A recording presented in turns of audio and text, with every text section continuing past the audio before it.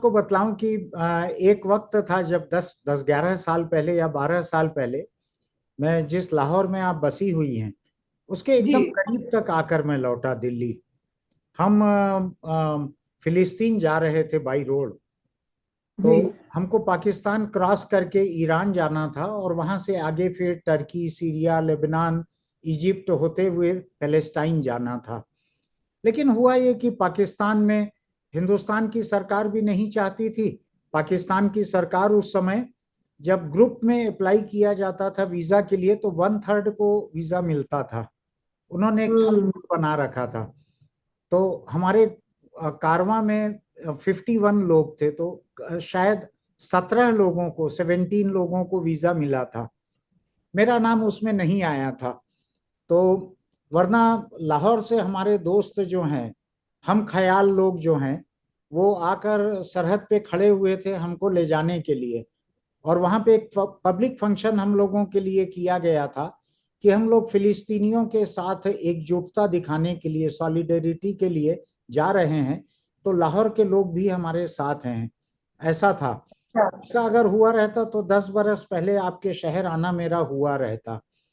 और मेरा उस समय एक मकसद ये भी था कि जिस जेल में भगत सिंह को रखा गया था, मैं उसको हम्म। बाहर से ही देख लूं। आप जानती हैं कि हिंदुस्तान पाकिस्तान की आजादी की लड़ाई में भगत सिंह का क्या कंट्रीब्यूशन था। हाँ जी, हाँ जी। आप वाकिफ हैं उससे। जी जी, मैं वाकिफ हूँ। तो आई थिंक लाहौर, मुझे लगता है लाहौर एक ऐसा शहर है, क्योंकि शहर तो पाकिस्तान में बहुत है, इस्लामाबाद भी है, कराची भी है, पेशावर।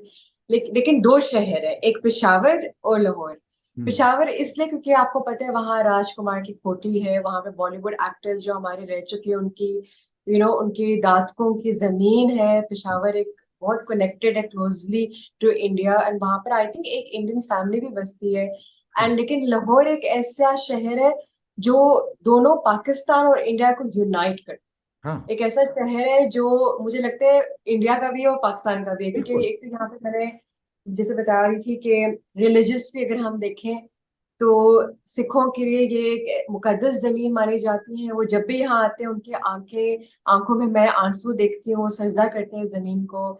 एंड दूसरी वजह से इसलिए क्योंकि हिस्टोरिकली अगर हम देखें तो ये जो लफ्ज है लाहौर, ये आपको पता होगा शायद कि ये लाहवा से निकला है, जी, जो एक भगवान थे तब के। और मुझे बाद में पता चला था कि इसमें काफी हिंदू कनेक्शन है इस लफ्ज के अच्छा, साथ।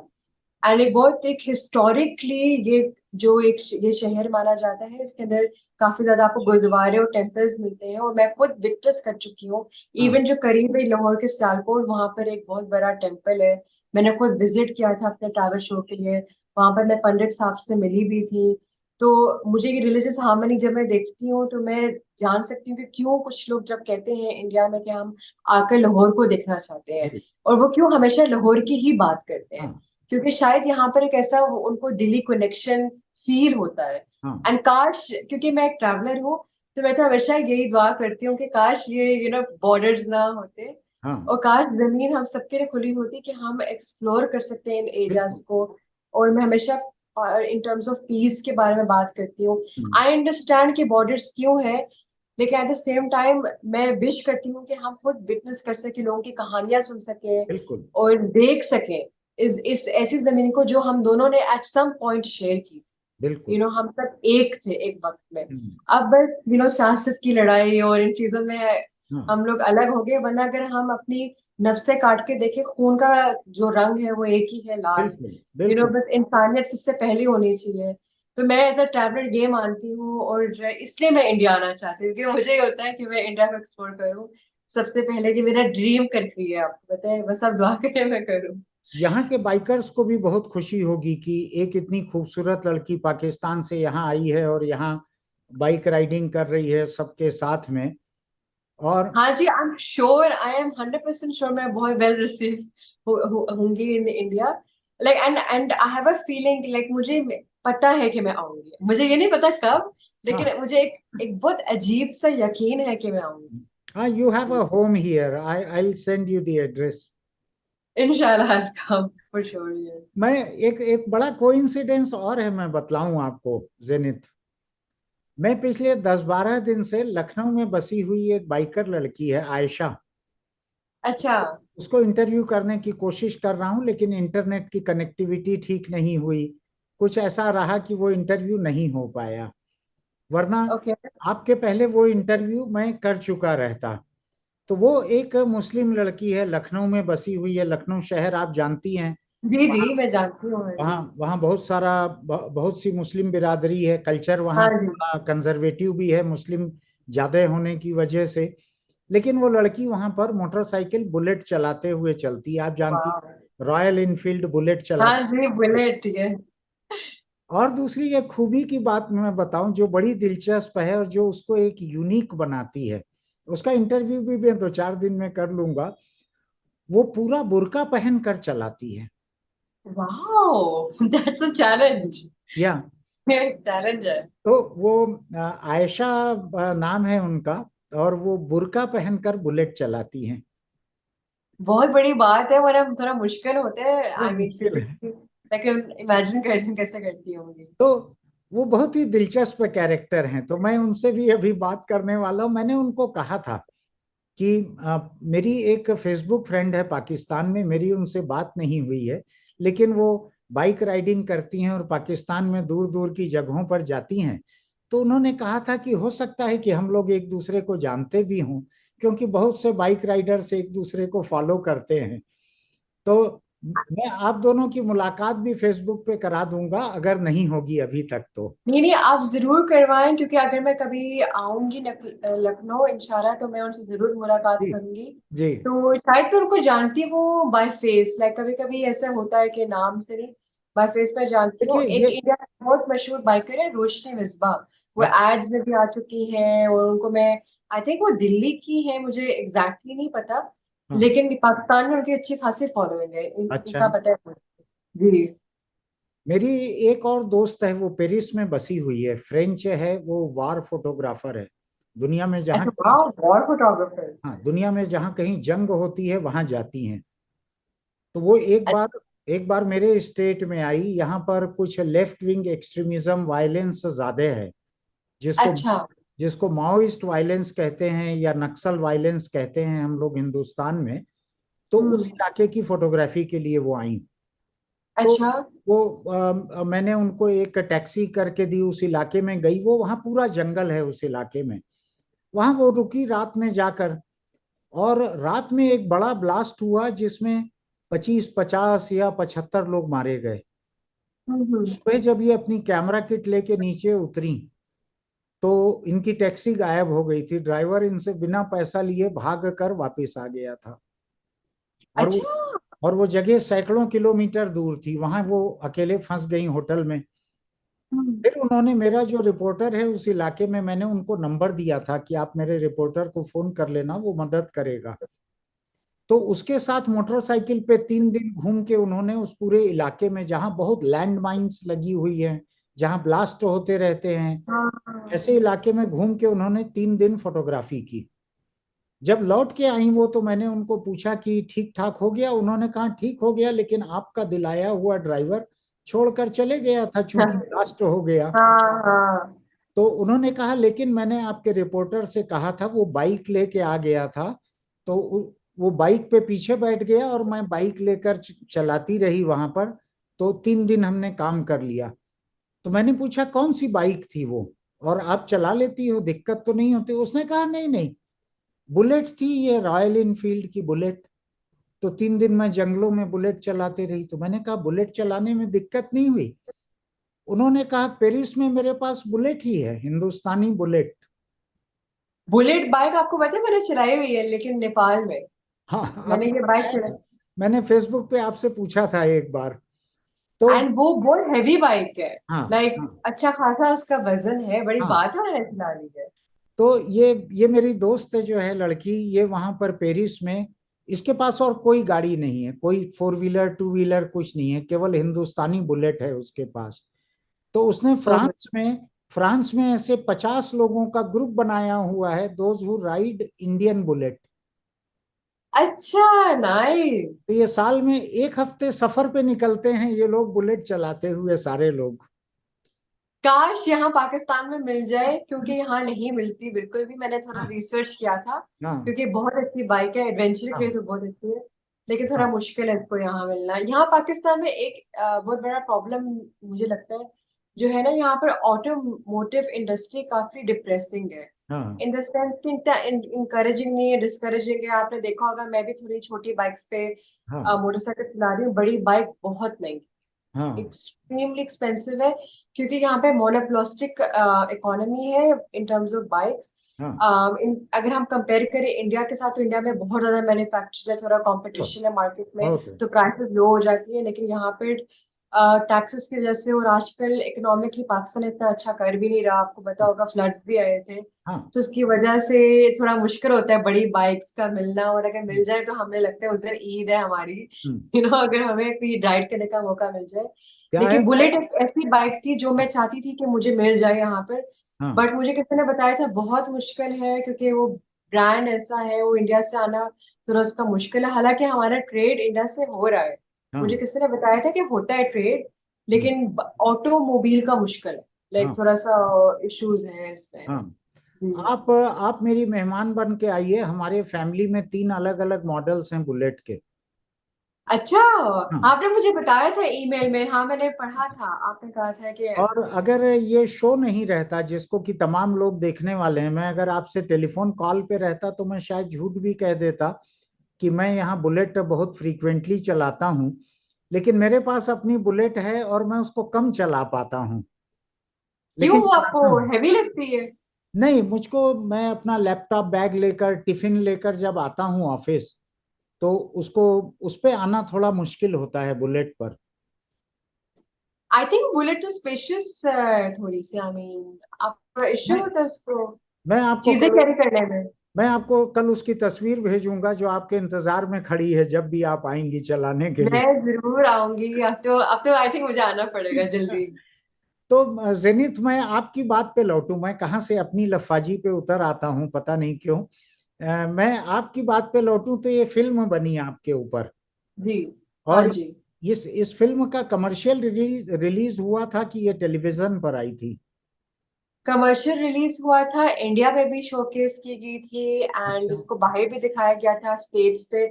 स्टैनफोर्ड यूनिवर्सिटी में इसकी स्क्रीनिंग करवाई गई थी, अच्छा। ताकि हम वहाँ पर जो इस्लामिक स्टडीज का डिपार्टमेंट है, हाँ वहां पर उन्होंने एज ए मुस्लिम गर्ल का उन्होंने थोड़ा सा किरदार दिखाया था, कि एक पाकिस्तानी मुस्लिम बाइकर जो लड़की है हम्म, उसके ऊपर फिल्म बनी है, तो उन्होंने वहाँ स्क्रीन किया था। एंड देन उसके बाद स्टैनफोर्ड यूनिवर्सिटी ने मुझे इंटरव्यू किया था फॉर देयर डिपार्टमेंट, जहाँ पे मैंने इनको इंटरव्यू दिया था। तो काफी जगह हुई थी इंडिया में, आई थिंक उसके छोटे पॉकेट्स पे कहीं कहीं रिलीज हुई है।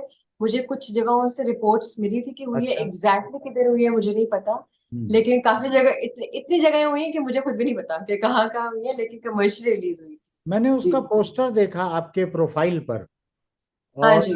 पहली नजर में मुझको लगा आप ही हैं, लेकिन फिर मुझको लगा चेहरा थोड़ा सा शायद अलग दिख रहा है। हाँ और जी, उन्होंने काफी उसको मेकअप किया था, एंड मेरे वाले स्टाइलिंग की थी, जो मेरी हाँ स्टाइलिंग। हाँ, फिर मैंने देखा कि वो मोटरसाइकिल पे बैठी है लेकिन हेलमेट नहीं दिख रहा है, ना सिर पर ना हाथ पर। तो मुझको लगा है हाँ। शायद थोड़ा प्रॉब्लमेटिक पोस्टर है ये। हाँ जी, क्योंकि कमर्शियल रीजन, जैसे मैं आपको पहले बोला, हाँ उनको करना पड़ता है ये सारी हाँ चीजें। हाँ जी। हाँ हाँ। अच्छा, फिर ये टेलीविजन सीरियल कैसे आपके पास आया जिसको आपने किया, और पाकिस्तान के अलग अलग टूरिस्ट डेस्टिनेशन आपने कवर किए? डिस्कवरी का था या कोई था ऐसे? जी। ये क्या था अम, प्रोजेक्ट? तो बेसिकली ये हुआ था कि फिल्म के बाद मैंने सोचा था कि मैं डिग्री करूंगी मार्केटिंग में, और मैं मार्केटिंग की कोई जॉब करूंगी। लेकिन 2015 में जब मैंने बाइक का ट्रिप लिया, 2016 में मुझे निशात लिनन, जो पाकिस्तान का बहुत बड़ा क्लोथिंग ब्रांड है, हाँ उनका एक दफा कॉल आई, और उन्होंने मुझे बोला कि हम आपको एज एन इन्फ्लुएंसर लेना चाहते हैं। उस वक्त ये लव्स इन्फ्लुएंसर बहुत नया था, लोगों को पता भी नहीं था ये क्या होता है, और मुझे ये भी नहीं पता था ब्रांड एम्बेसडर क्या होता है। हाँ तो उन्होंने कहा था हम आपको अपना ब्रांड एम्बेसडर बनाना चाहते हैं, एंड मुझे कुछ समझ नहीं आया उन्होंने क्या कहा, तो उन्होंने कहा आप आके हमारे साथ मीटिंग करें, हम आपको समझाते हैं। फिर हाँ जब मेरी उनके साथ मीटिंग हुई तो मुझे पता चला कि ब्रांड एम्बेसडर एक ऐसा बंदा होता है जो रिप्रेजेंट करता है ब्रांड को, हाँ। और वो मुझे इसलिए चूज करे थे क्योंकि मैं पाकिस्तानी बाइकर थी, तो वो मुझे बड़ी अजीब बात लगी, क्योंकि हम्म, मुझे ऐसा नहीं लगा था मैंने कोई बड़ा काम किया है। तो फिर वहां से फिर मेरी काम शुरू हुआ। हम्म, फिर वहां एक के बाद दूसरी अपॉर्चुनिटीज मुझे मिलती गई, हम्म, एंड साथ में पढ़ाई भी चल रही थी। हम्म। 2018 में जब मेरी फिल्म रिलीज हो रही थी, उसी वक्त साइमल्टेनियसली मेरी ग्रेजुएशन हो रही थी। अच्छा। मेरे लिए बहुत बड़ा चैलेंज था अपना डिग्री मैनेज करना और ये। एंड देन उसके बाद जैसे ही मैं ग्रेजुएट हुई तो मुझे काफी ज्यादा काम मिलना शुरू हो गया। दिस मीन्स कि मैं ट्रैवलिंग करती थी, सो मेरा एक profession now is it, I am a professional traveller. मैं हम्म, कंटेंट क्रिएटर हूँ, ट्रैवल कंटेंट क्रिएटर हूँ। एंड मुझे लोग पे करते हैं कि मैं उनके लिए कंटेंट क्रिएट करूँ और मैं ट्रैवल करूँ। एक ड्रीम जॉब है, आप कह सकते हैं बिल्कुल। कि मैं, काफी लोगों को होता है कि मैं ड्रीम जॉब कर रही हूँ। तो उसके बाद जब फिल्म बन गई एंड जब सब कुछ हो गया था, तो क्योंकि अब मेरा अल्हम्दुलिल्लाह से प्रोफाइल काफी ज्यादा स्ट्रांग बन गई थी, तो ये एक ऐसा चैनल था डिस्कवर पाकिस्तान जो नया नया लॉन्च हुआ था। हाँ। और वो एक ऐसे लड़की की तलाश में थे जो बाइक चलाती है और जिसको एक्सपीरियंस है बाइक को कंट्रोल करने का पहाड़ी हम्म, इलाकों में। तो हम्म, मैं वो उन सारे जो चेक बॉक्सेस थे उनको टिक राइट कर रही बिल्कुल थी। तो बिल्कुल। उन्होंने फिर मुझे इंटरव्यू किया और एक हम्म, साल का मैंने उनके साथ कॉन्ट्रैक्ट किया था हम्म, इस ट्रैवल शो के लिए। हम्म, लेकिन उसके बाद मैंने एक चीज रियलाइज की थी कि इवन दो ट्रैवल शो एक बहुत अच्छा प्रोफेशन होता है, हाँ आप बहुत सारी चीजें सीखते हैं कि हाँ कैमरा के आगे आपने बात कैसे करनी है, हाँ। और आपने अपने उर्दू के अल्फाज मैंने काफी सीखे थे, और मैंने काफी ज्यादा इम्प्रूव किया हम्म, कैमरा के साथ कम्युनिकेशन। एक चीज जो मुझे नहीं मिल रही थी वो क्रिएटिव फ्रीडम थी। हम्म, एंड जैसे कि आपको पता है मैं एक ट्रैवलर हूँ और मैं आजाद पंछी हूँ। हाँ मुझे होता है कि मैं अपने तरीके से एक एपिसोड को बनाऊं हाँ क्रिएटिवली, एंड मेरा भाई कैमरा के पीछे होता है। हाँ तो वो मैंने कहा कि एक साल आई थिंक मेरे लिए इनफ है, एक हाँ। साल का एक्सपीरियंस। फिर एक साल के बाद मैंने उसको खैराबाद कर दिया उस प्रोफेशन को, नॉट अच्छा। प्रोफेशन को, शो को। मैंने उन्हें कहा कि अब मैं अपना परस्यू अपना अपनी रुख पे करना चाहती हूँ, अपना यूट्यूब करना चाहती हूँ ये वो। एंड उन्होंने कहा ठीक है आप कर ले। एंड उसके बाद मुझे डिस्कवरी टीवी, जो डिस्कवरी इंडिया था, क्योंकि मुझे इंडियन प्रोड्यूसर से कांटेक्ट किया, हाँ एंड कृतिका उनका नाम था, और एक दफा मुझे उनका, जैसे आपने मुझे किया, उनका मैसेज आया कि Discovery India wants to feature you. हाँ। वो भी मेरे लिए बहुत बड़ा अच्छा। एक बहुत ही बड़ा ऑनर था, क्योंकि बिल्कुल। डिस्कवरी टीवी तो एक ऐसा चैनल है जो हम्म। लोग ख्वाब देखते हैं कि उनमें हमारा एक छोटा सा एक सेगमेंट आ जाए। तो हाँ फिर वहां से लेविसन वुड एंड उनका नाम आई थिंक, दूसरे जो साहिब थे उनका नाम मैं थोड़ा सा भूल रही हूँ, वो उन्होंने वाघा बॉर्डर क्रॉस किया। हम्म, और वाघा बॉर्डर के कुछ किलोमीटर बाद मैं वहां अपने बाइक के साथ रेडी थी, और हम्म, पूरी फिल्म की टीम आई थी इंडिया से, उन्होंने मेरी सारी जर्नी दिखाई। एंड आई थिंक अगर मुझसे कोई पूछे तो वो मेरे सबसे बड़ी अचीवमेंट है सो फार, हाँ, कि मैं डिस्कवरी टीवी के लिए मेरा एपिसोड हम्म। फीचर हुआ था। कुछ बहुत साल बड़ी बात है। कुछ साल बाद डिस्कवरी चैनल यही कहेगा कि आपको फीचर करना उनकी सबसे बड़ी डिस्कवरी थी। वेल, ये मेरा बहुत बड़ा ख्वाब है कि मैं आइदर नेशनल जियोग्राफिक हम्म, या डिस्कवरी के लिए काम करूँ। ये हाँ बहुत बड़ा मेरा एम है कैरियर का। हाँ। लेकिन आपका काम जितना खूबसूरत है, एक और दूसरा ये है कि आपने पैशन और प्रोफेशन की जिस तरह से ब्लेंडिंग की है, जिस तरह से उसको हाँ आपने उसको मर्ज कर दिया है। जी जी। हाँ यानी जी। कहाँ पर पैशन खत्म होता है और कहाँ पर प्रोफेशन शुरू होता है, ये आपके काम को देखकर, आपके वीडियो को देखकर मुझको समझ नहीं पड़ता है कि प्रोफेशन ये खत्म हो गया है हाँ, लेकिन पैशन खत्म ही नहीं हुआ है। ऐसा लगता है कि अभी पैशन ही चल रहा है। और इसके पीछे बहुत बड़ा ये चैलेंज है, क्योंकि जब मैं ट्रैवल शो करी थी तब मुझे लग रहा था कि मेरा पैशन कहीं ना कहीं मर रहा है, क्योंकि अच्छा। मुझे बार बार कैमरा के आगे आना पड़ता था, बार बार थोड़ी चीजों को फिक्शनलाइज करना पड़ता था, क्योंकि जो टीवी होता है वो रिक्वायर करता है एक बंदे को कि वो थोड़ा एग्जैजुरेट करे इमोशंस को, एक्सप्रेशंस को। हाँ तो वो एक, जब मैं ट्रैवल शो करी थी वहां पर मुझे समझ आई थी कि अच्छा, आई थिंक ये ज्यादा प्रोफेशन हो गया है, आपको अपने पैशन पे फोकस करना चाहिए। हालांकि मैं राइडिंग कर रही थी तो वो मेरे लिए एक वेकअप कॉल था कि हाँ। ओके, मुझे बैलेंस दोबारा लेकर आना है। एंड ये बहुत बड़ा चैलेंज होता है क्योंकि आपको अपना खुद बॉस बनना पड़ता है, डिसिप्लिन लाना पड़ता है। अभी भी इस इंटरव्यू के बाद इस इंटरव्यू से पहले मैं एक वीडियो एडिट कर रही थी, और हाँ। इस इंटरव्यू के बाद मुझे उसको एडिट करना है, उसको हाँ। अपलोड करना है, तो आपको नजर आ रहा होगा you need to keep balancing things. जी। लेकिन ये इतना ग्लैमर का काम था टीवी के लिए, ये सीरियल बनाना मुझको लगता है बहुत सारे लोगों के लिए एक ड्रीम असाइनमेंट हो सकता है। तो उसको गुड बाय कहना आसान था आपके लिए? जी, क्योंकि मैं एक ऐसी बंदी हूँ जो अपने दिल की आवाज बहुत सुनती हूँ। हम्म। एंड मुझे पता था कि मैं सही डिसीजन ले रही हूँ, आई थिंक मुझे। क्योंकि आप देखिए, जो टीवी चैनल होता है ना, तो हम्म। वो ये नहीं देख रहे होते कि आप जन्नत इरफान है, वो ये देख रहे होते हैं कि आप होस्ट है। हाँ। और जहां मेरी आइडेंटिटी सेक्रीफाइस हो रही हो, वहां पर मैं खुश नहीं रह सकती अच्छा। कुछ ज्यादा देर तक। बेशक उनकी अपनी एक प्रोसीजर था, रूल्स था, और मैंने बहुत सीखा। जैसे अब मुझे पता है कि टीवी चैनल में होस्टिंग कैसे करते हैं, ये हम्म। सारी मेरी ट्रेनिंग हुई हुई है। हाँ। लेकिन जब आपको पता चल जाए कि आपकी आइडेंटिटी कहीं ना कहीं मर रही है, हाँ। तो एक बहुत बड़ा एक सिग्नल होता है कि अच्छा, कि अब आपको अपना जो जिंदगी का रुख है वो कहीं और लेके जाना चाहिए। तो इसलिए मैंने उसको मुझे, मेरे लिए इतना मुश्किल नहीं था।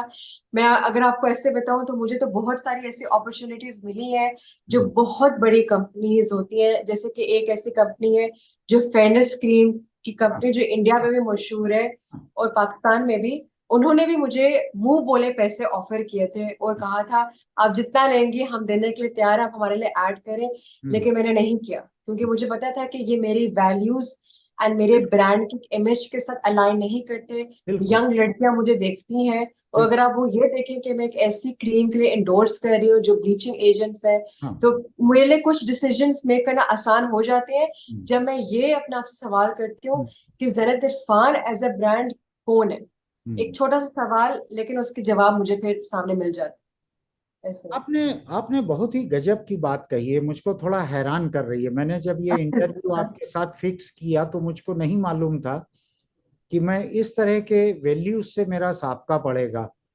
कि आपने अपने दिल की आवाज सुनकर इस तरह के असाइनमेंट छोड़े। हाँ जी। मुझको ये जी। लगता है कि मुझको ये लगता है कि अधिकतर लोग ऐसे होंगे जिनके दिल से अगर ऐसी कोई आवाज निकलेगी तो वो हेडफोन लगाकर वॉल्यूम बढ़ा लेंगे ताकि दिल की आवाज कहीं घुस ना जाए दिमाग में। ये अधिक। बात सच है, and I agree with you, क्योंकि हमारी जो इर्द गिर्द की सोसाइटी बहुत कैपिटलिस्टिक हो गई हाँ। है, ग्रीड एंड हाँ। Money and power and ego के ऊपर चल रही है। हम्म। बट मेरा हमेशा से एक मकसद रहा है, कंटेंट क्रिएशन में हो, वीडियो में हो, कि हम्म। व्यूअर को वैल्यू प्रोवाइड करना। हाँ। जैसे आप हैं, आप मेरा इंटरव्यू ले रहे हैं, आपने मुझसे पहले लोगों का इंटरव्यू लिया है, आपने क्यों लिया है? हम्म। ताकि आप लोगों को बता सके ये इनकी कहानी है, हाँ। आप बिल्कुल। इनसे ये चीजें सीख सकते हैं। बिल्कुल। ये चीजें आप वैल्यू क्रिएट कर रहे हैं। जी। सिमिलरली मैं चाहती हूँ कि अगर कोई मेरी वीडियो देखे तो वो ये ना कहे कि मैंने 5 मिनट जाया किया, वो हम्म। ये कहे कि मैंने 5 से 10 मिनट सही जगह लगाया। हम्म। तो इसी कॉन्सेप्ट से मैं चलती हूँ। हम्म। और ये मैं बहुत एक स्ट्रॉन्ग, मेरी एक वैल्यू बेस है जेनेट का। क्योंकि me as a brand, I don't believe कि जेनेट सिर्फ एक मोटरसाइकिल गर्ल है। मैं इस बात पे बहुत यकीन करती हूँ कि जन्नत कोई भी बन सकता है, आप बन सकते हैं या कोई लड़की बन सकती है। anyone can be Zenith, because हाँ। Zenith is not a person, it's a movement, बहुत अच्छा। it's like a movement that anyone can be. आपने बड़ी अच्छी बात कही, क्योंकि मैं देखता हूँ हिंदुस्तान में जो बड़े बड़े एक्टर्स हैं, सबसे बड़े हाँ जी। एक्टर्स जो हैं, सबसे कामयाब और सबसे मशहूर, जो पाकिस्तान में भी मशहूर हैं, ये हाँ सब जी। हाँ ये सारे लोग फेयरनेस क्रीम की इश्तहार करते रहे हैं, मॉडलिंग करते रहे हैं। और मुझको लगता है कि फेयरनेस क्रीम एक कॉम्प्लेक्शन के साथ बहुत बड़ी बेइंसाफी भी है, जो ये बेशक जी जो जी। जो ये बतलाता है कि जिसका डार्क कॉम्प्लेक्शन है वो खूबसूरत नहीं है, या उनको खूबसूरत नहीं माना जाना चाहिए। ये एक बहुत बड़ा कलर बायस क्रिएट करता है लोगों में। और हाँ जी। और आपने जिस तरह से ये असाइनमेंट छोड़ा है, ये आसानी से मिलने वाली शोहरत और पैसे को छोड़ा है, तो मुझको बहुत अच्छा लग रहा है सुनकर आपसे बात करते हुए। मैं जितने इंथुजियाज्म से आपसे बात शुरू की थी वो थोड़ा सा अभी और बढ़ गया है आपकी ये बात सुनकर। तो मुझे अगर इस इंटरव्यू से भी अगर मैं किसी लड़की को पैगाम देना चाहती हूँ कि आप अपने जिस्म या शक्ल को लेकर कॉम्प्लेक्स में मत बिल्कुल, जाए। बिल्कुल। मतलब कि अल्लाह ताला ने आपको बहुत अच्छा बनाया, खुदा ने, भगवान ने, नाम तो बहुत सारे हैं। आई नो आप एथियस्ट है, लेकिन जो रिलीजियसली देख रहे हैं, आप कुदरत और आप आप एक आपको बहुत कुदरत अच्छा बनाया है, आप एक खूबसूरत बनाया कुदरत है। आप एक कुदरत शब्द और जोड़ देंगी लिस्ट में तो मेरा भी चल जाएगा। कुदरत ने, यूनिवर्स ने, आप जिसको जो भी रुख दे दे, उन्होंने आपको बहुत खूबसूरत बनाया, आप जी, इंटरनली खूबसूरत है। आई जी, think inner beauty matters a lot. जी। तो इस लिहाज से मेरा ये पैगाम होगा इस इंटरव्यू से कि हाँ। Don't feel ugly, you are beautiful from the inside तो आउट। तो हम लोग पहुंचे थे आपके टीवी सीरियल तक। टीवी सीरियल आपने हाँ बनाया, उसके बाद आपने अपने मर्जी से उसको you put a full stop to that, ताकि जी, आप अपने मर्जी का काम कर सकें। हाँ जी, हाँ जी, ऐसे ही हुआ। यहाँ तक हम पहुंचे थे। अब वो मुझको ये बतलाइए, मैं देख रहा था आपके प्रोफाइल में पाकिस्तान के करीब करीब तमाम बड़े अखबारों ने आपको या तो इंटरव्यू किए हैं या आपके ऊपर रिपोर्ट की है। CNN, BBC जैसे सब ने आपको इंटरव्यू किया है, आपके ऊपर रिपोर्ट की है। इन सब चीजों के चलते हुए क्या पाकिस्तान में कुछ और लड़कियों का ये हौसला हुआ कि वो भी मोटरसाइकिल चलाएं? बहुत हुआ है। एक पूरी कैंपेन यहाँ चली थी जिसका नाम था वुमेन ऑन व्हील्स कैंपेन। हाँ, एक साहिब है, यहाँ लाहौर में ही होते हैं, उनका नाम है सलमान सूफी साहिब। उन्होंने ये एक मुहिम चलाई थी, एक कैंपेन चलाई थी, जहाँ पर उन्होंने तकरीबन 700 से 1000 मोटरसाइकिल डिस्ट्रीब्यूट किए लड़कियों को, और उनकी ट्रेनिंग करवाई under Punjab traffic police Pakistan Lahore में। और वहां पे लड़कियों को खुद मुख्तार करने में उनका बहुत बड़ा हाथ है। और हम ये कह सकते हैं कि इसमें मेरा इनडायरेक्ट हाथ है, क्योंकि आप इम्पैक्ट देखें कि अगर जब अखबार में आता है कि एक लड़की ने पहाड़ी इलाकों में सफर किया और वो पाकिस्तान की वाहिद लड़की थी, तो उसका एक डोमिनो इफेक्ट आपको देखने को मिलता है कि एक दूसरी बंदा इनकरेज होता है, फिर उससे दूसरा बंदा इनकरेज होता है। तो यस, यहाँ पर अगर आप कंपेयर करें, जब मैंने मोटरसाइकिल चलाना सीखी थी 2013 में, तब कोई भी नहीं था, जीरो। और जी, अब जो तादाद है, and the numbers have gone to thousands. जी। तो आप देख सकते हैं कि अब आपको तकरीबन हर लड़की, एक दो लड़की तो आपको नजर आएगी अब ऐसा। लाहौर में। तो ये इंक्रीज हो रहा है और आने वाले वक्तों में और होगा। आई एम 100% श्योर। मैं इससे जुड़ी हुई दो चीजें और सोचता हूँ, उसमें से एक तो ये है कि क्या कोई तबका ऐसा रहा जिसने आपके खिलाफ भी बात की हो कि अरे ये तो वैल्यूज को खत्म कर रही है ये लड़की, और लड़कियों हम्म। को घर में रहना चाहिए, और ये लड़कियों को इनकरेज कर रही है इस तरह से घूमते रहे मोटरसाइकिलों पे, ये ठीक नहीं है? क्या कोई ऐसा कंजर्वेटिव तबका रहा जिसने आपके खिलाफ भी बात की हो? हाँ जी, ऑफ कोर्स होते हैं लोग, तो आपको पता है, आपको तो इसका जवाब पता होगा ऑलरेडी के होंगे। एंड स्पेसिफिकली क्योंकि मैं मुस्लिम हूँ, तो इन टर्म्स ऑफ इस्लाम भी ना, क्योंकि यहाँ पे ना एक मिसकंसेप्शन है, ये लोग कल्चर और रिलीजन को मिक्स कर देते हैं। हाँ, आई थिंक ये साउथ ईस्ट एशिया का प्रॉब्लम सब है, ये जगह, हर जगह है। सब जगह ये, मेरे मेरे इर्द गिर्द चारों तरफ ये ब्लेंडिंग हाँ, चलते रहती है। ये एक बहुत बड़ा प्रॉब्लम है। अब जैसे कि लोगों को शायद ये लगता है कि इस्लाम में राइट्स नहीं है लड़कियों की, वो बाइक नहीं चला सकती, हालांकि ऐसा कुछ भी नहीं है। इस्लाम में कहीं ये नहीं लिखा हुआ कि कुरान में या हदीस पे कि आप बाइक नहीं चला सकते।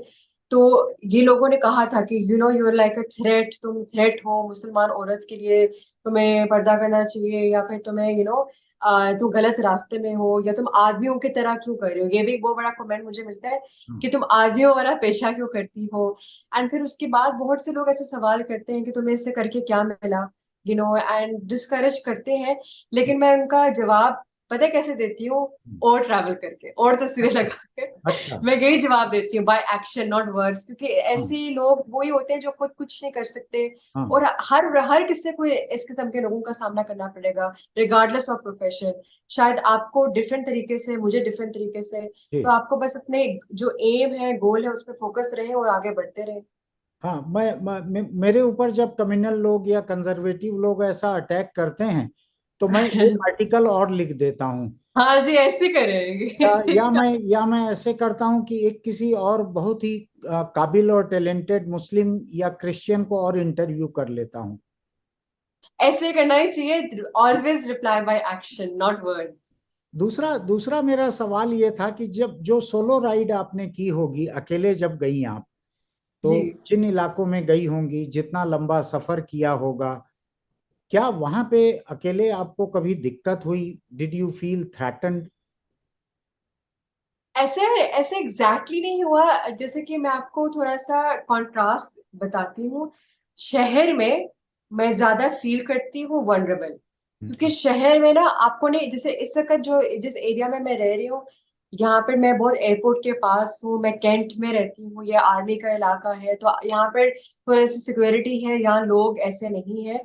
लेकिन अगर मैं थोड़ा सा बादशाही मस्जिद की तरफ जाऊं, मैं थोड़ा सा इनर लाहौर की तरफ जाऊं, तो वहां पर कुछ लोग ऐसे हैं जो आपको कैट कॉल करेंगे, छेड़ने की कोशिश करेंगे। हाँ, अब ये बहुत कम हो गया है, एंड आई थिंक इसमें सोशल मीडिया का बहुत बड़ा किरदार है, हाँ, जिसने एक्सपोजर बढ़ाया लोगों में। तो हाँ, अब वो कम हो गया, अब लोग इतना आवाज नहीं मारते आपको। हाँ, लेकिन पहाड़ी इलाकों में आपको, अगर मैं बताऊं तो हुंजा, जो गिलगित बल्तिस्तान का एक बहुत बड़ा एक शहर कह लें या टाउन कह लें, वो है, हाँ, वहां पे 97% लिटरेसी रेट है। हाँ, तो लोगों को लगता है पहाड़ी इलाकों के लोग अनपढ़ हैं या उन्हें नहीं पता, हाँ, हालांकि वो बहुत पढ़े लिखे हैं। तो हाँ। वो जब देखते हैं कि एक लड़की आई है यहाँ पर अकेली मोटरसाइकिल के ऊपर, वो बहुत वेलकम करते हैं, और वो अच्छा। उनकी उनको टेंशन हो जाती है, वो बस उनको ये टेंशन हो जाती है, हम आपकी कैसे खातिरदारी करें हाँ, और हम आपका ख्याल कैसे रखें। तो हाँ। ये ऑपोजिट है एक्चुअली। शहर में मैं थोड़ा अवॉइड करती हूँ कि मैं रात को इतना लेट ना निकलूं, लेकिन पहाड़ी इलाकों में तो आप बेशक 12-1 बजे भी निकले तो आप सेफ होते तो आप जंगल पहाड़ ऐसे अनजाने लोगों के बीच ज्यादा सेफ महसूस करती हैं, हैं। बजाय जी। बजाय अपने शहर के जाने पहचाने इलाकों, सड़कों जहां बहुत से लोग बसे हुए हैं, उनके मुकाबले आपको अनजान लोग, जंगल पहाड़, यहाँ सेफ्टी ज्यादा लगती है? इसलिए क्योंकि पहाड़ी इलाकों के जो लोग होते हैं वो दिल के साफ होते हैं और नीयत के भी। और शहर में आपको नहीं पता कि इंसान के अंदर क्या नीयत है, या आपको कौन झूठ बोल रहा है या कौन धोखा दे रहा है। ये वजह है इसलिए। आपका इतने लंबे सफर का ये तजुर्बा रहा है। जी, ये मेरा तजुर्बा है। बड़ी खूबसूरत बात आपने कही है उन लोगों के बारे में जिनके बारे में लोग मानते हैं कि ये गांवों के हैं, ये कम पढ़े हाँ जी। लिखे हैं, ये प्रोग्रेस नहीं कर पाए हैं, ये बैकवर्ड हैं, ऐसा आमतौर पर मान लिया जाता है। लेकिन आपके जी, बात में मुझको लग रहा है कि आपका तजुर्बा ये है कि वो बेहतर इंसान साबित होते हैं। क्योंकि सादे है ना, मतलब उनकी जिंदगी सादी है। हम्म, जितना आप जिंदगी में टेंशन एंड कॉम्प्लेक्सिटीज लेकर आएंगे, हम्म, उतना ही आपका दिमाग थोड़ा सा नेगेटिव होता रहेगा, हम्म, पेसिमिस्टिक हो जाएंगे। तो बहुत सादे सादे दिल के लोग होते हैं। और मुझको लगता है कि आपका जो पैशन है, और ये पूरा का पूरा सफर आपका प्रोफेशन है या नहीं मुझको नहीं मालूम, लेकिन जो पैशन कम से कम है दूर जी। दूर के इलाकों में जाने का, उससे आपको अनगिनत लोगों से मुलाकात होती होगी, नए नए लोगों से, अलग अलग किस्म के लोगों से बातें होती होंगी। हाँ जी। ये नहीं, मैं मेरा तजुर्बा बतलाता हूँ कि मैं दुनिया में जहाँ कहीं भी घूमा, मैं अकेले ही घूमा हूँ अधिकतर, और नए नए लोगों से मुलाकात करने में मुझको हर बार अच्छा तजुर्बा रहा। मुझको बहुत कुछ सीखने मिला। और जिन मुल्कों के बारे में मुझको लोगों ने कहा था कि आप इटली जा रहे हो तो कैमरा लेके मत जाना, लैपटॉप लेके मत जाना, इटली में लोग ठग लेते हैं, लूट लेते हैं, क्रिमिनल्स हैं, हाँ, शायद गॉडफादर जैसी फिल्में देखकर लोगों के दिमाग में इटली की ऐसी इमेज बनी होगी। हाँ जी, मिसकंसेप्शन। जी जी। लेकिन मैं तो वहां पैदल घूमकर, यूथ हॉस्टल में रह के, पब्लिक ट्रांसपोर्ट यूज करके, मैंने देखा कि नए नए लोगों से मुलाकात हमेशा इतनी दिलचस्प रहती है कि, और हर बार मेरा तजुर्बा अच्छा रहा। मुझको कहीं किसी ने ठगा नहीं, मुझको किसी ने लूटा नहीं, किसी ने धोखा नहीं दिया मुझको।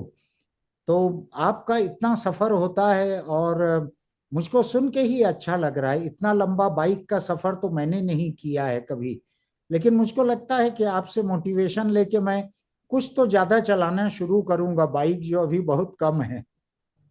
आपके पास तो बाइक भी ऐसी है जिसको आप जहां मर्जी ले जाए वो आराम से ले जाए, कि आपको करना चाहिए। हाँ, बहुत अच्छी, बहुत रिलायबल और डिपेंडेबल बाइक है बुलेट यहाँ पर हिंदुस्तान में। जी जी जी, ऑफ कोर्स, ये भी एक ड्रीम बाइक है। मेरे मेरे एक दोस्त हैं, अमेरिकन जर्नलिस्ट हैं, तो वो हिंदुस्तान में बेंगलोर में एक असाइनमेंट पे कुछ साल थे। वो असाइनमेंट जब पूरा हुआ और वो अमेरिका लौटने लगे, तो वो यहाँ जितने साल हिंदुस्तान में रहे बुलेट चलाते थे। तो जब उनको हम्म। ट्रांसफर ऑर्डर मिला कि वो सीएनएन में काम करते थे, जहां आपका इंटरव्यू मैंने देखा, अच्छा। तो वो उनको अमेरिका से एक बुलावा आया कि 6 महीने बाद आपको लौट के आना है अमेरिका। तो ये वहां पे बेंगलोर में मोटरसाइकिल मैकेनिक के पास बैठ के इन्होंने 6 महीने में बुलेट को पुर्जा पुर्जा करना सीखा। फिर अच्छा, वाह। फिर उससे बुलेट चल बनाना सीखा, पूरा खुद जोड़कर बनाया। उसके बाद मैकेनिक से पूछ के उन्होंने लिस्ट बनाई कि इसमें पार्ट्स कौन से लगते हैं। और जब वो हिंदुस्तान से गए तो कंटेनर में बुलेट को लाद कर अमेरिका ले गए। ऐसी, ये तो अगर मेरे पास भी ऑप्शन हो ना, तो मैं इसको किसी ना किसी तरीके से पाकिस्तान लेकर आऊं। उन्होंने बहुत अच्छा डिसीजन किया है, हाँ क्योंकि तो ये बाइक बहुत स्ट्रांग बाइक है इसलिए। हाँ, तो मैंने मैंने उनका उनका डेडिकेशन देखा कि एक वर्किंग जर्नलिस्ट जो इंटरनेशनल ऑर्गेनाइजेशन में काम करता है, वो slate.com में थे, मुझको सीएनएन याद रह गया, अब याद आया, हाँ जी, स्लेट प्ले डॉट कॉम, जी जी जी। उस पे काम करते थे। उनका लड़का जो है वो और गजब का, उनका लड़का ताइवान में था, वहां कुछ टेंशन हुआ, कुछ हुआ, तो वो एक शिप पे अपनी साइकिल लेके निकल गया और वो अमेरिका के शहरों में साइकिल लेके घूमते रहता है। ये मैंने इनमें नोटिस किया, अमेरिकन यूरोपियंस में, कि इनको जो भी व्हीकल मिल जाए वो कहीं ना हाँ कहीं से तरीके निकाल लेते हैं हाँ, ट्रैवलिंग तरीके करने। निकाल लेते हैं। हाँ जी। मैं यूरोप जितना घूमा वहां पर लोग ट्राम में, बसों में, अमेरिका में भी बसों में उनके सामने और पीछे साइकिल टांगने के कैरियर लगे रहते हैं। तो यूरोप में तो लोग कई देश पार करके चले जाते हैं अपनी साइकिल लेके, ट्रेन में अलग डिब्बा है साइकिल का, उसको उतारते हैं स्टेशन में और प्लेटफॉर्म से जी, चलाना शुरू कर देते हैं। वहां पर उनके अंदर एक ये चीज है कि ट्रैवलिंग कंटिन्यूअसली रखनी है, उनका जी। माइंडसेट ऐसा है। तो जेनित, आज आपसे बातचीत बहुत ही दिलचस्प रही और मुझको लगता है ये कंटिन्यू हो सकती है, लेकिन जैसा कि हर अच्छी चीज का कोई ना कोई एक एंड होता है। मुझको लगा आप दीवार की तरफ देख रही हैं, शायद वक्त देख रही हैं घड़ी में। नहीं नहीं, मैं आपने बात की है तो मैं देख रही हूँ कि कितना टाइम हुआ है। मुझे मुझे एक्चुअली अंदाजा नहीं हुआ कितना टाइम हो गया हम बात कर रहे हैं, तो इसलिए देख रही थी। तो मैं आपकी इजाजत से आपके यूट्यूब चैनल से, आपके फेसबुक पेज से कुछ तस्वीर, कुछ वीडियो इसी में जोड़ने के लिए मैं कुछ वहां से निकालूंगा, ओके। और मैं जो यूज करूंगा आपको बतला भी दूंगा कि ये हमने यूज किए हैं। ठीक है, कोई मसला नहीं है। और हम उसमें आपको क्रेडिट देंगे कि ये हमने आपके चैनल से लिया है।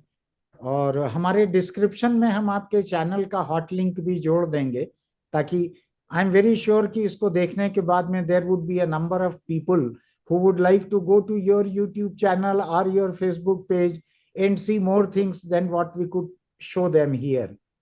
तो for sure, and I really enjoyed speaking with you. मुझे एक बात बहुत अच्छी लगी कि आपकी उर्दू हिंदी बहुत अच्छी है, आपके हाँ तलफ़्फ़ुज़ अल्फाजों का मैं वो सुन रही थी, क्योंकि हम वॉइस ओवर्स बहुत करते हैं ना, तो हाँ, सुनना पड़ता है। आपका माशाल्लाह से काफी अच्छा तलफ़्फ़ुज़ है। एंड मेरे इंडियन दोस्तों को एक मैसेज मैं देना चाहती हूँ कि आप लोग मेरे लिए रूट प्लान बनाए, तैयारियां पकड़ लें, क्योंकि जल्द करीब ही मैं आऊंगी। And I really do believe that India is one of the most diverse and incredible countries of Southeast Asia. I wish there were no borders. मतलब काश हम बिल्कुल कोई बॉर्डर्स ना होते, जैसे मैंने पहले बताया है। बिल्कुल। लेकिन मुझे बहुत अच्छा लगा कि आज मैंने आपसे बात की, मुझे इंडिया के बारे में कुछ सीखने को मिला, आपके बारे में। Thank you so much for मुझको भी इनवाइटिंग मी। बहुत अच्छा लगा, और मुझको लग रहा है आप जो कह रही हैं उससे मुझको एक लफ्ज सूझ भी रहा है। क्या चीज? कौन सा? Bikers, bikers beyond borders. जी, bikers beyond borders, nice name. आपके पास जो मार्केटिंग का वो है, बाइकर्स बियॉन्ड बॉर्डर्स। तो ये मैं, it is only toing with words कि बाइकर्स बियॉन्ड बॉर्डर्स। बहुत अच्छा आपने बोला, मैं इसको लिखूंगी, जल्दी लिखूंगी कहीं पर, ताकि मैं भूल ना जाऊं। तो जेनिथ, हम लोग जरूर मिलेंगे, जल्दी से कहीं मिलेंगे, और ठीक है, मिल मिल के बाइक चलाएंगे। और इंशाल्लाह। ओके। आप कभी भी यहाँ तशरीफ लाइए, जब कभी आप वीजा मैनेज कर सकती हैं तो आप तशरीफ लाइए यहाँ, और मुलाकात होती है। और आपके भाई को, आपकी अम्मी को मेरी तरफ से सलाम। टेल देम जी। That you people make it a wonderful family of talented people, talented, courageous and motivational people. कि थैंक यू सो माँ बाप मच। बच्चों का हौसला कैसे बढ़ा सकते हैं, सिबलिंग्स किस तरह से एक सिबलिंग राइवलरी से परे किस तरह से टीम होकर सपोर्ट। काम कर सकते हैं, and keep doing wonderful work. Thank you so much, thank you. फिर फिर मिलते हैं हम। लाहौर मुझको आना ही है, तो देखेंगे जितने जल्दी होगा फिर मिलेंगे। ठीक है, ओके। ठीक है। ये मैं क्लोज कर दूं या आप रिकॉर्ड कर रहे हैं? बस ये अभी अब मैं क्लोज कर रहा हूँ। अच्छा चलो, ठीक है। चलिए ठीक। सही है, okay, really nice speaking with you. ठीक है, thank you, all the you. Best.